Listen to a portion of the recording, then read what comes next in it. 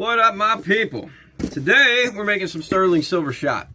I'm running low here in the shop, so I'm doing a trade with a customer.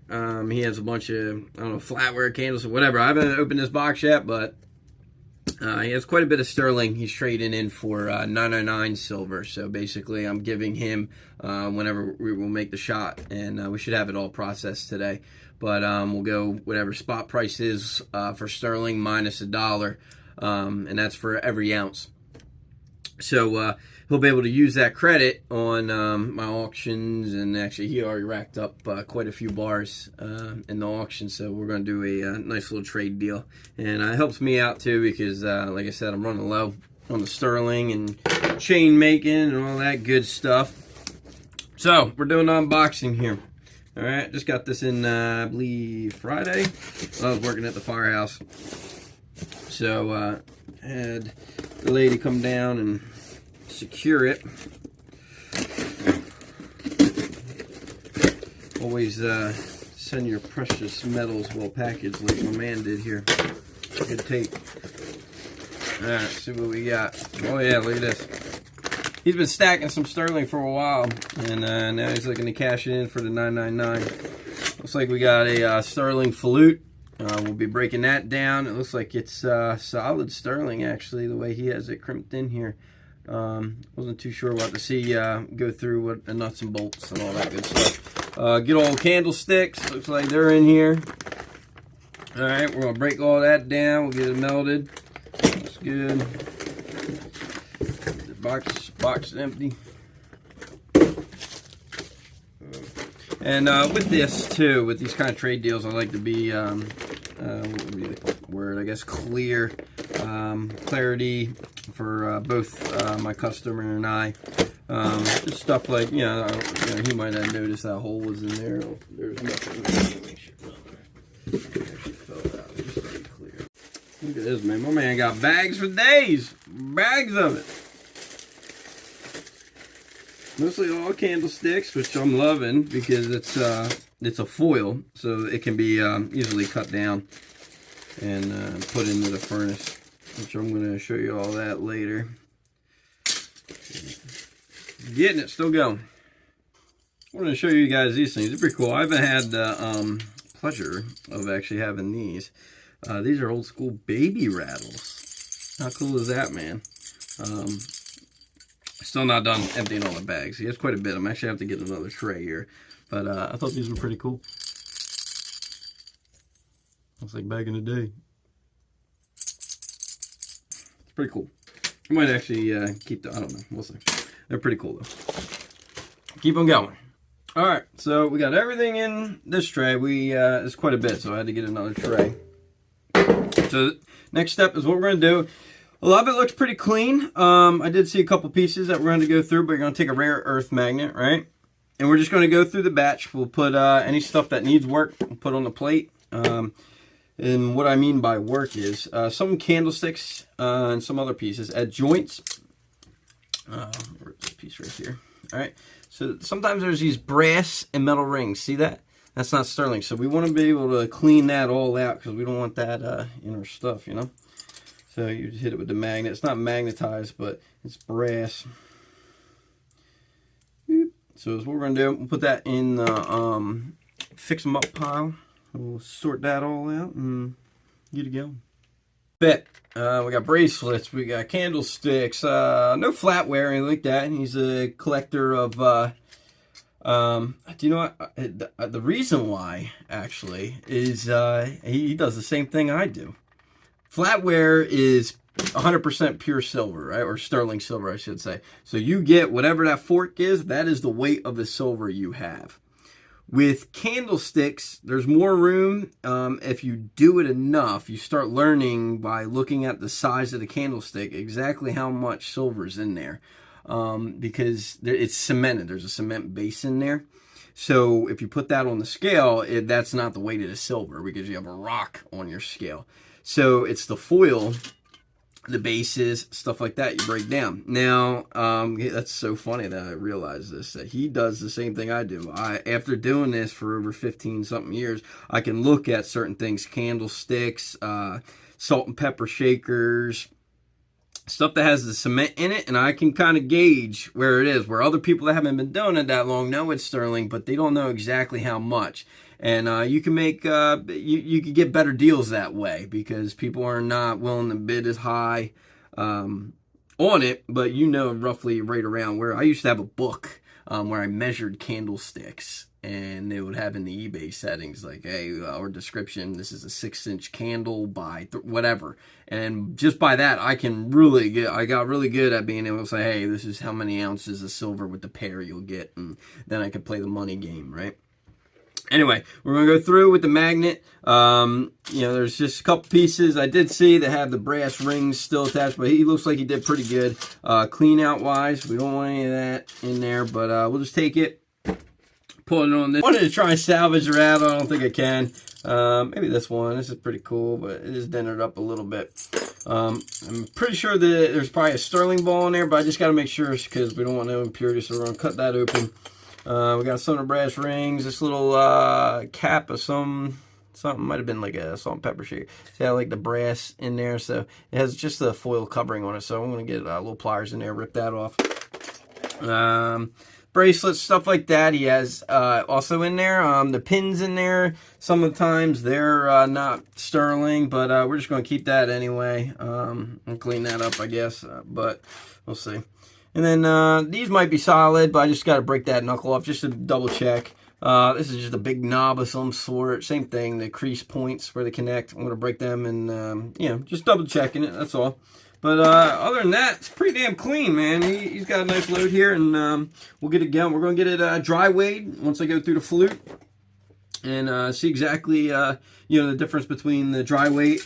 And then once it goes through the melting process and what it comes out to, because a lot of like the dirt, impurities and stuff like that we'll go from there.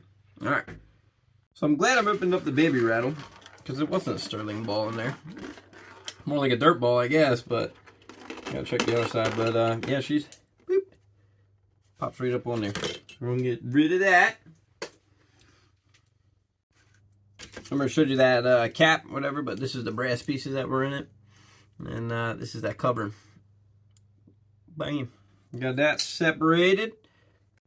Here's that, see the brass out of that. We got that sterling, though, the little aluminum foil that covered it. So we'll get rid of these. That's just brass. We don't need that. All right, so we got it all in here. This is all clean sterling. The only piece, this is like a heavier knob, has some threads in there. So what I'm going to do with this one, I tried beating it, break it open a little bit. It's not budging. I'm going to hit this one with the torch. This won't go in the furnace because what I can do, I have a junk crucible just for sterling, and it'll melt the sterling off of it if it is any kind of other metal in here.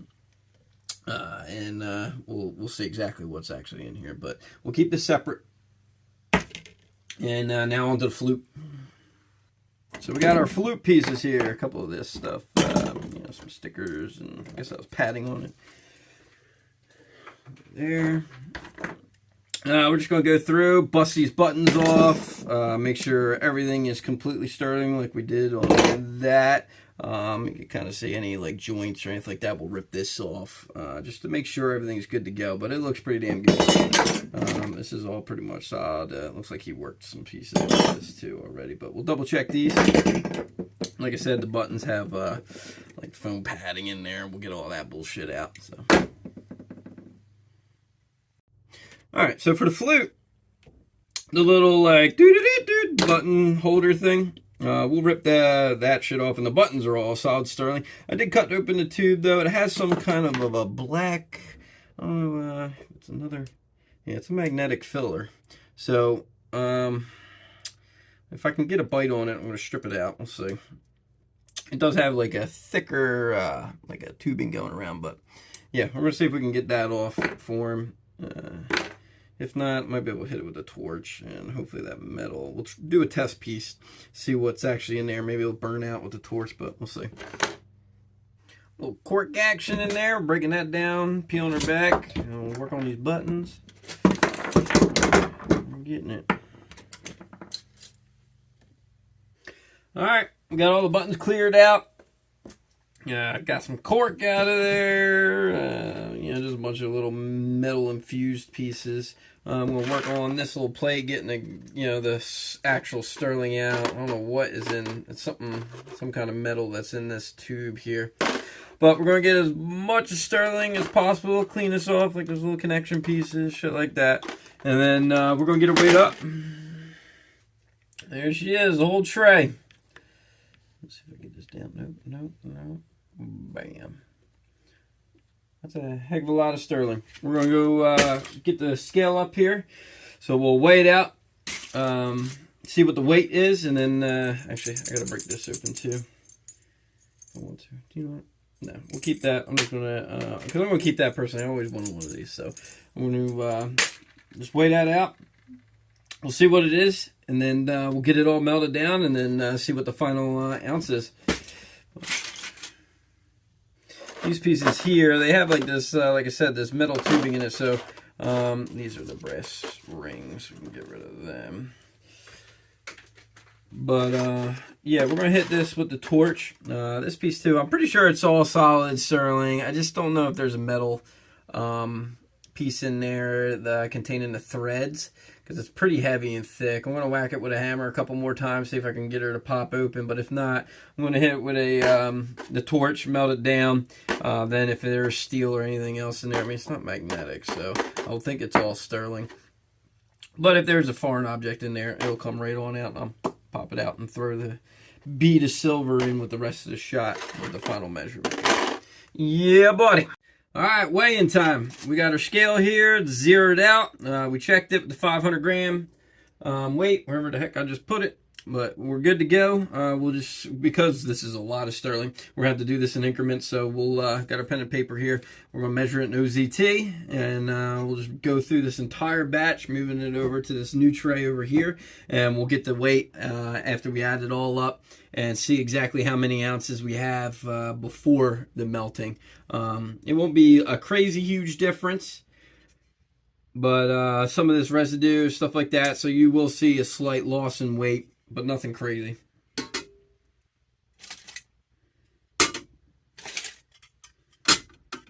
Now we play the balancing act of getting stuff on here. So right now, just with those flute pieces, we're looking at 9 ounces, 0.76.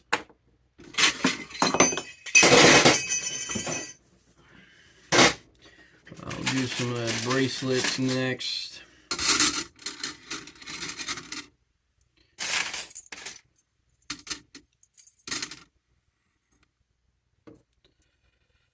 .7 and so on. We'll probably get a plate to put this stuff on, zero the plate out, and then put this loose stuff on and go from there. Come back when I got it all measured, and we'll add up all the numbers. So this is the plate method I was talking about. It's basically you put your plate on, then you hit the tar zero out button, and it'll account for the weight of the plate, so it brings it to 0, and then you can just load your little scraps up here. And then you'll get your exact weight. This one's 9 ounces, 0.07.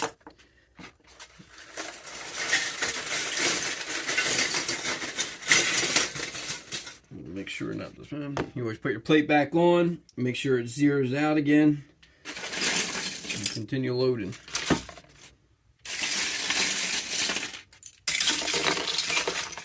Should be wearing gloves while you do this, but it is what it is. Just say my experience. Yeah, my experience allows me not to get cut while I do this. 15.20. We'll keep it going.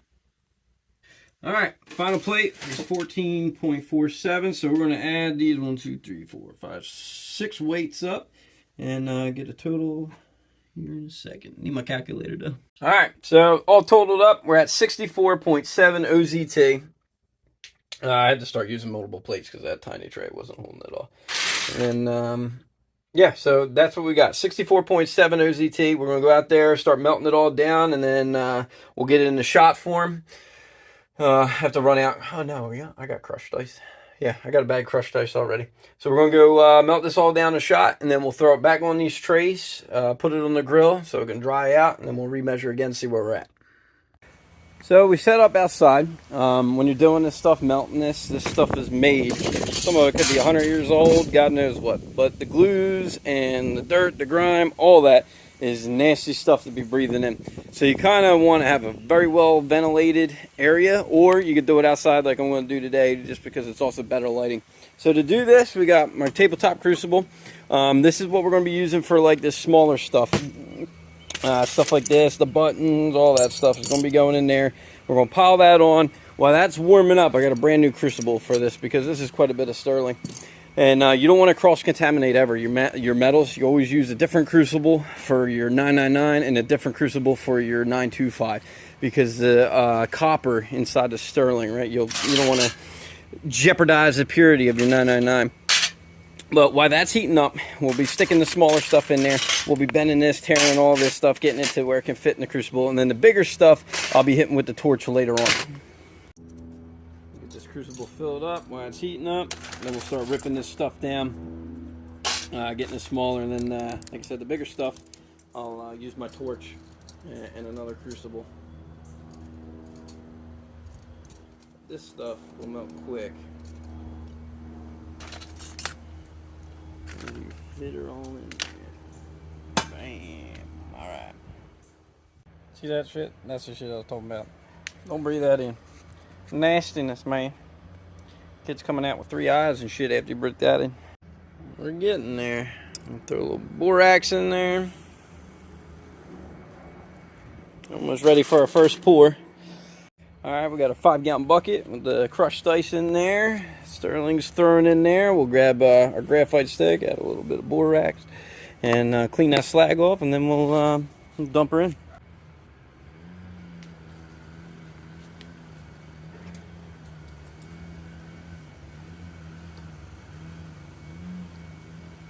Here's the first pour.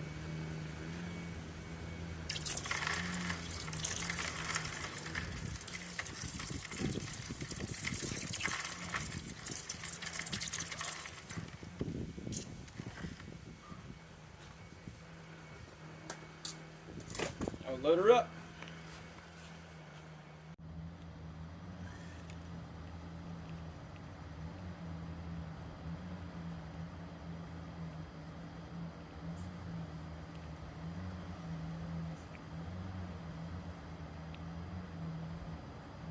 That's what she looks like. So we got her on the grill.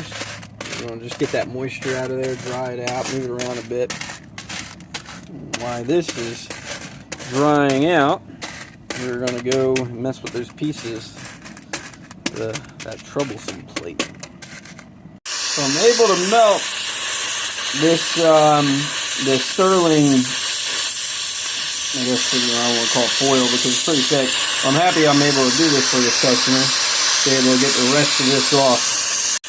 It's nice because whatever metal this is that they coated in has a slightly higher melting temperature than silver, so this allows me to actually melt this entire thing off.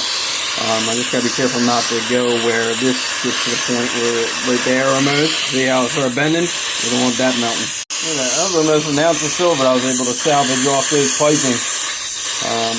And then there's that cap. Once you melt, there's some hollow in there. Looks like she is. Alright, we got final weigh-in time. Just weighed this plate. This stuff is 9.74, and then the shot, which is 5601, for a grand total of 65.75 OZT. Now, if you recall, when we originally did it, it was 64.7. That's because that BS plate, I was able to melt down, as you've seen in the video, the shaft on that, and that big old, I guess it was a cap or whatever. That was a solid sterling, so it was a little heavier, so that's why it's almost an ounce more. So total weight is 65.75 OZT.